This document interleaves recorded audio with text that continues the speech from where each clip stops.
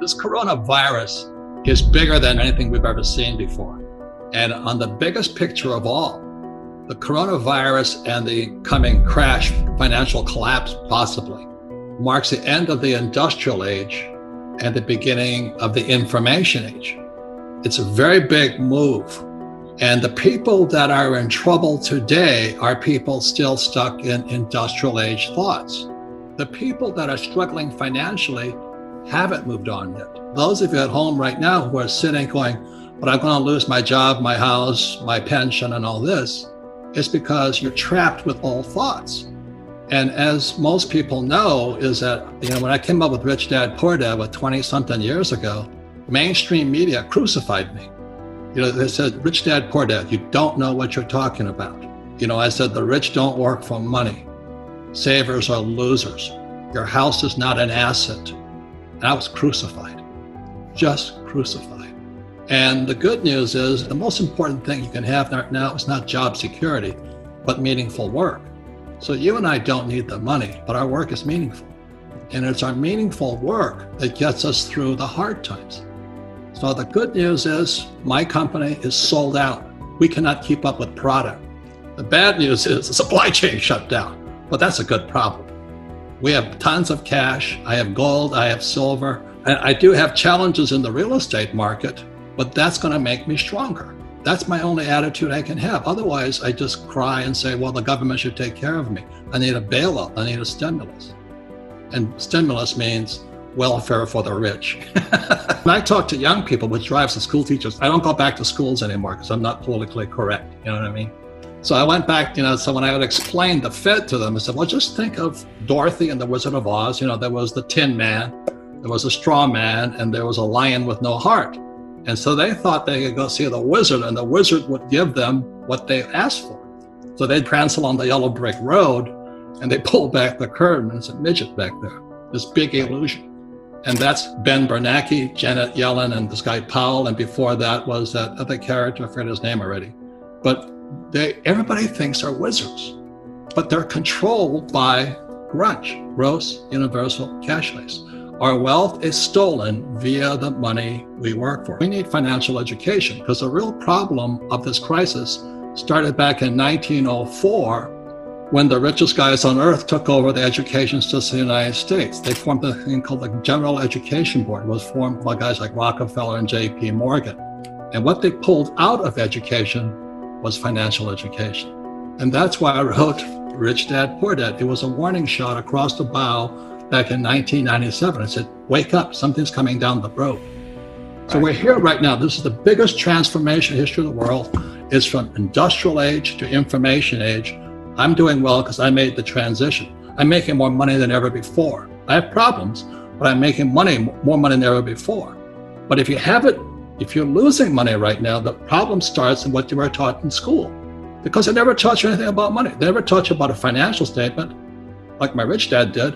They teach you that diploma is everything. It's a piece of toilet paper. BS. And you buy into that mechanism of money, and you believe that that is the only thing to focus on. And what you're saying right now with these stimulus packages is all of this money being given, quote unquote, away by the government to everybody is actually devaluing your dollar, it's devaluing your pension, it's devaluing your savings, and it's wiping out businesses. So you're dying by this sword. This is how what Fuller talked about, the prison is inside our head, Buckminster Fuller. It starts with misinformation and misorientation. Misinformation, misorientation. And he says, how dare our schools punish kids for making mistakes? How else do you learn if you don't make a mistake and learn from your mistake? He says, God designed us. I'm not really religious, I'm not preaching here, okay? God designed us to learn by making mistakes. For instance, a baby learns to walk by falling down. Baby learns, to ride a bicycle by falling off the bicycle. Tiger Woods, the greatest golfer ever in history of the world, because he made more mistakes than you and I did. But our schools punish you for making mistakes. 2008, it was, those credit default swaps. It was for residential real estate. So they bailed them out. This next crash is for the hedge funds and private equity that invested in all this commercial real estate.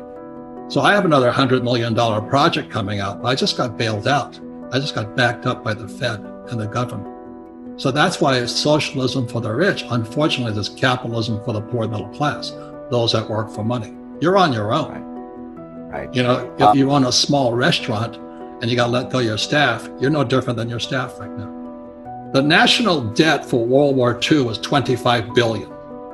Every day today, they're printing $125 billion. Every single day. That's like 5 World War IIs per day.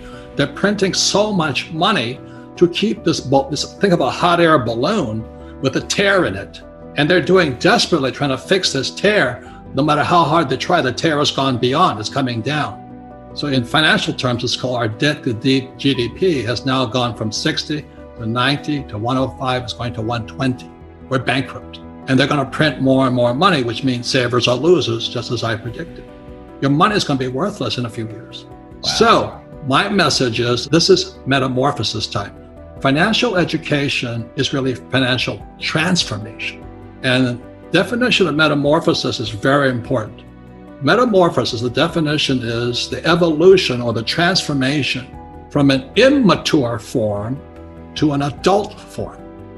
An immature form to an adult form.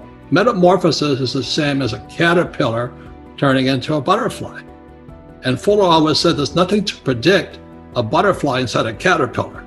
So everybody listening right now, if you're struggling financially, just think of yourself as a little caterpillar. And this crisis is your cocoon. The question is, what do you emerge as? Do you emerge as a victim? You know, the world did it to me, and the capitalists are crook, and the rich are bastards, and all this stuff? Or do you say, oh, this is the best thing that ever happened to me? The choice is between your head, your heart, your body, your mind, your spirit. That's where the choice, the metamorphosis, the evolution or the transformation from an immature form. You know, mommy, daddy going to take care of me. Mommy and daddy going to pay for my education. The government's going to give me Social Security. I have a 401k. You know, my employer's an asshole. You know, You're going to evolve from that into an adult. That's metamorphosis. Right. It does sound like a little kid. If you grow up mentally, emotionally, spiritually, physically, financially, and health-wise, voila, this is the best thing that happened to me. But if you're still a victim, you're not going to make it. The metamorphosis begins when you look in the mirror. And it's just like when I was going to blow this little boy's head off in Vietnam.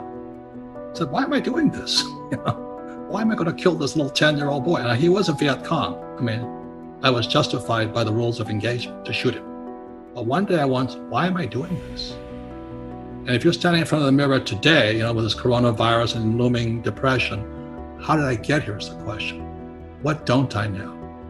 What did my information, education, cultural background, what did not prepare me for today?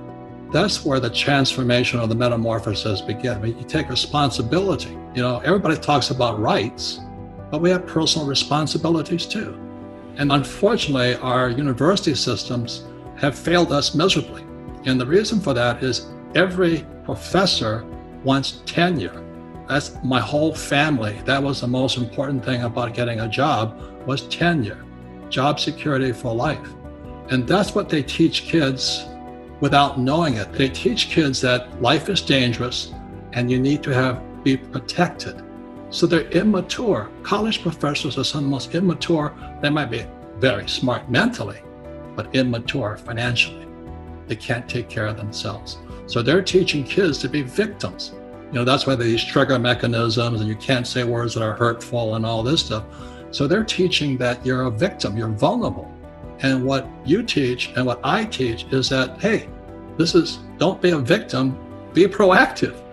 Can you just talk me through a few asset classes and explain kind of what's going on? Because I still think it's important for you to walk us through some basics, Robert, and whether that's real estate or oil or gold and silver, which you call God's money. Maybe you can give us all just a quick education on kind of some of that stuff. And I also heard you talking about something called the US crypto dollar. I don't know, maybe you could define some of those things for us right now. Well, gold and silver were here when the earth was formed. Do you know what I mean?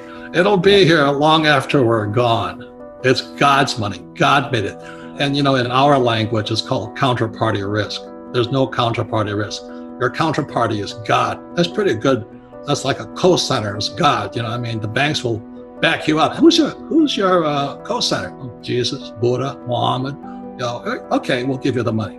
So gold has that. Now gold goes up and down because the gold market is manipulated. You know, the futures market, the ETF market, GLD, SLV, and then physical gold. So the thing I think is interesting is the price of gold goes down, but you can't buy any gold at the physical market. So the futures market is coming down, the GLD price is coming down, paper market is coming down, but physical, you can't get anything on it. Why? It's because the rich are hoarding it. The rich are hoarding gold and silver like toilet paper and guns. The poor and middle class are calling their financial planner, and the financial planner is telling them to stay in it for the long term. And meanwhile, the rich are getting out. Wake up is my message.